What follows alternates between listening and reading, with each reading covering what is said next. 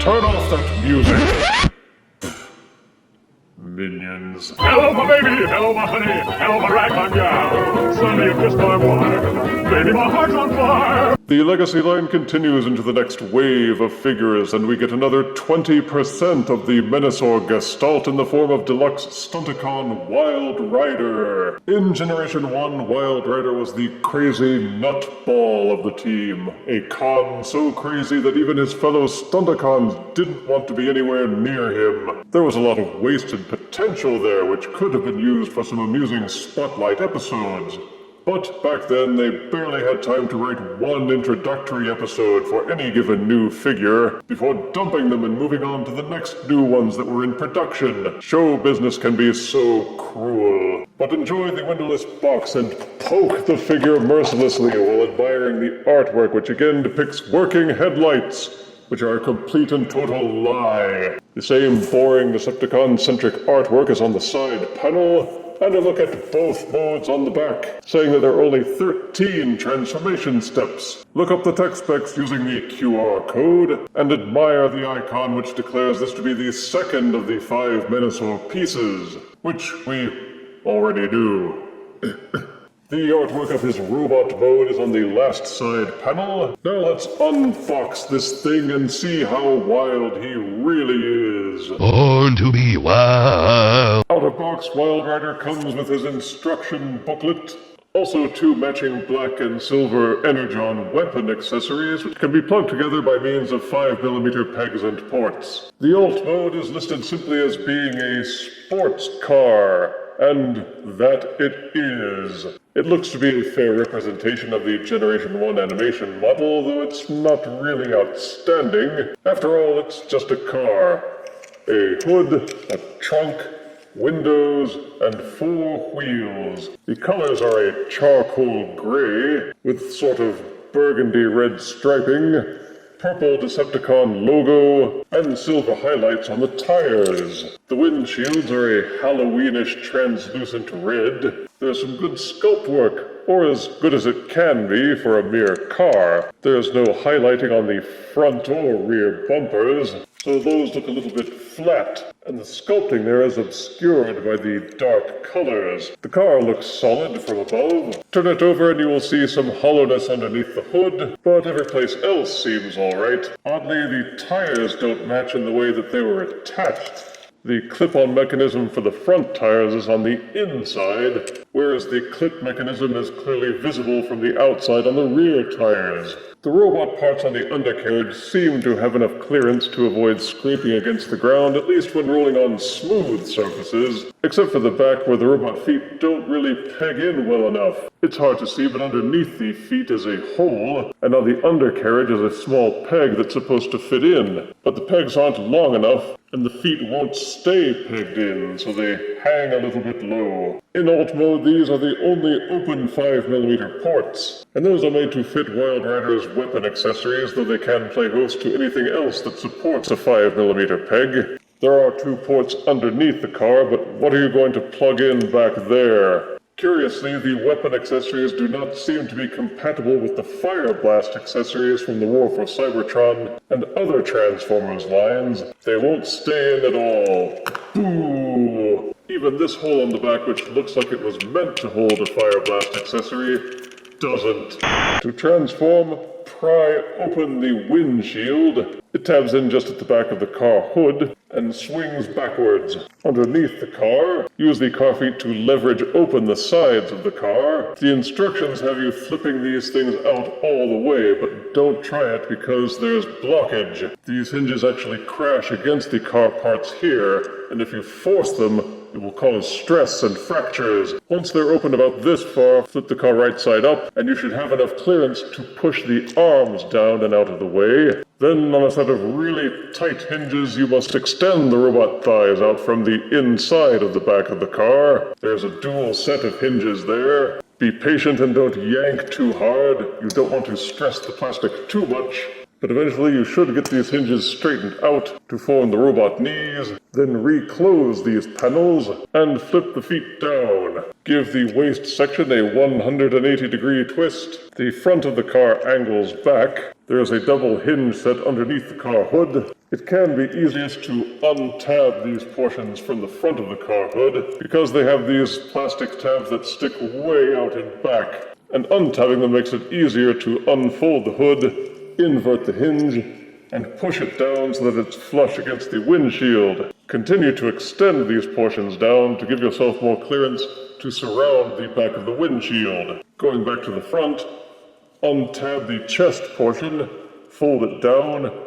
This will reveal the robot head. Fold the robot head outwards on a second hinge, and then reclamp the chest shut. Then just unfold the robot hands out from inside the forearms. Wild Rider's robot mode is what you might call boilerplate. There's not much that could be said to be wrong with it, but there's nothing really outstanding or remarkable either. It has arms made from the sides of the car, legs which are made from the inverted back of the car, with the car hood and windshield slung across the back. It's a formula that's been done many times in the past, and it's apparently very easy to revert to. Oh yeah, Death, you ask? If you're so smart, what would you have done differently? And that's the question, what else can you do? To their credit, they followed the formula well, and the robot mode looks decently proportioned. The colors are still neat and clean, and he does mimic the Generation 1 animation model very well, right down to the head, with Frankenstein bolts sticking out from his ears. There's some hollowness in the forearms and at the ankles, but for the most part he looks solid from almost every angle. Then there's the backpack, which, sad to say, is a drawback. I get it. They really couldn't do much with this and still allow him to be a Menasor leg component, and I will allow that the Combiner Wars Stunticons don't do any better with their car hoods. The instructions have you pointing the windshield all the way back, with the car hood pushed against the shoulders, and these two pods hanging off the sides. But it doesn't lower the bumper section by all that much, and you can still see it peeking up from behind his head. You lose nothing by pegging these pod sections back into the car hood, and simply accept that it sticks up a little bit higher. For my part, I think the pod sticking out looks tackier and interferes with the articulation, so I'm leaving it all plugged in to make it more compact. And it's not like we aren't used to Stunticon limb figures with big ugly car hoods sticking up on their backs. Anywho, there only seem to be 6 open 5mm ports in robot mode, 2 on the front of the shins, 2 on the back of the shins, and the hand modules. So your options to accessorize are still limited. For articulation, the head will rotate 360 degrees. You can also use the transformation hinge to lean it backwards slightly. Each shoulder has 360-degree rotation, and a secondary internal hinge which will allow the arm to splay up. The upper bicep is mushroom pegged for full rotation, and each elbow has a pin hinge for 90-degree rotation. The hands will fold in and out as part of the transformation. Full 360-degree waist rotation is included. Each leg will rotate forwards about this far before bumping into the pelvis, and rotate back about this far before bumping into the side windows. Each thigh will splay outwards and way up. A mushroom peg at the upper thigh allows for full rotation. Each knee will bend backwards about 90 degrees on what feels like a soft ratchet. Each foot will also pivot in and out, and they also added a forward tilt, which is part of the transformation.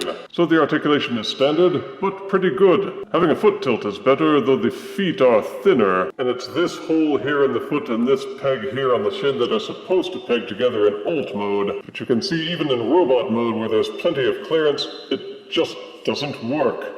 Boo! Born to be wild. Transforming Deluxe Wild Rider into the Menasor leg component is a bit more involved than Dragstrip, but not by much. You won't find the directions for that in Wild Rider's default instructions. It's hidden on the instructions for Commander Motormaster. It's easiest to do it from the car alt mode. Pry up the windshield as if you were transforming to robot mode.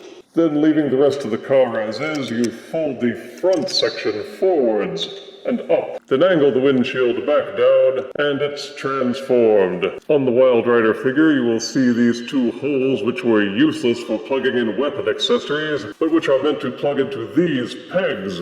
on the back of the combiner leg. Also, these two tabs near the back at the base of the foot correspond to these grooves on the Wild Rider figure. You line them up and push them together, and as you do so, it will push this tab forwards and swing these doors shut. Ease them onto the pegs, then push the lower portions gently into their tabs, and it should all hold in place. These indentations are meant to accommodate the wheels on Wild Rider's back.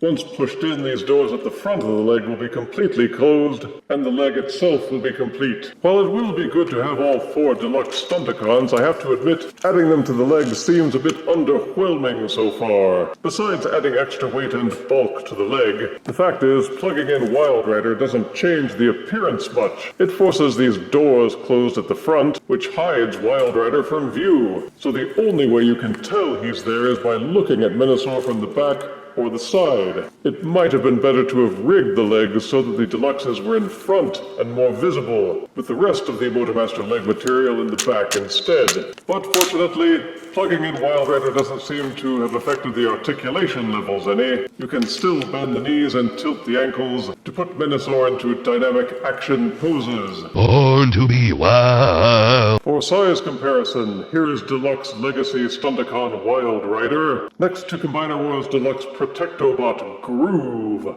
Here is Legacy Deluxe Wild Rider, next to Earthrise Voyager Ramjet.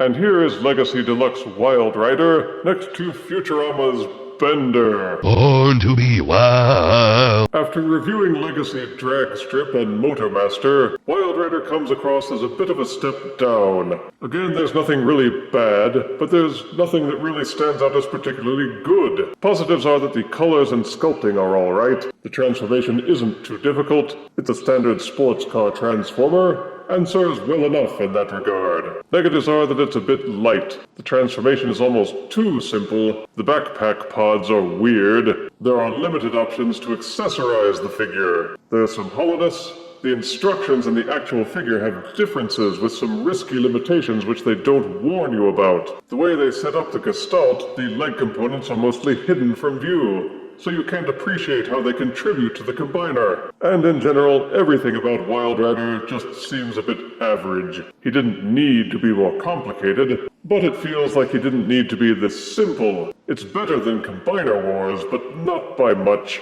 and I give Legacy Deluxe Wild Rider 6 out of 10 deaths. I guess he was born to be mild. If you refuse me, honey, you lose me. Then you'll be left alone, oh baby, tell more and tell me I'm your own.